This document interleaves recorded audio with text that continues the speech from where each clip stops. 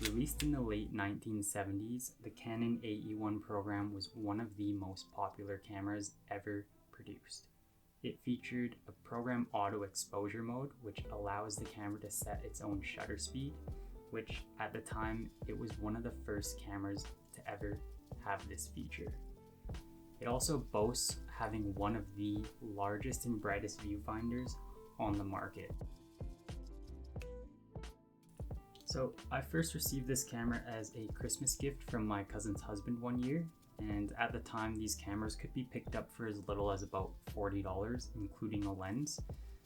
It's kind of funny how things come full circle for me. In photography, I recently kind of went through my photos and reevaluated kind of the direction that I want to go with it, and rediscovering this camera, loading up a new fresh battery into it, and going out to shoot basically the same as when I first received the camera was quite refreshing.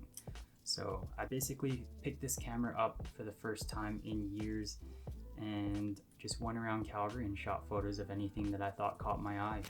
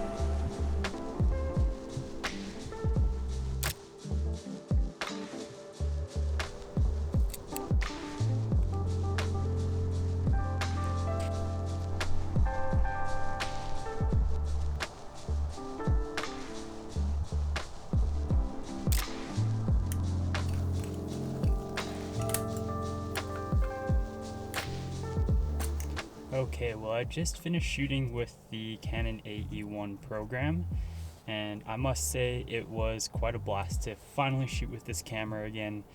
It has been years since I last shot with this camera, and it was kind of refreshing to just kind of shoot the way I used to shoot when I first picked up this camera, and was ultimately just kind of learning everything as I went along.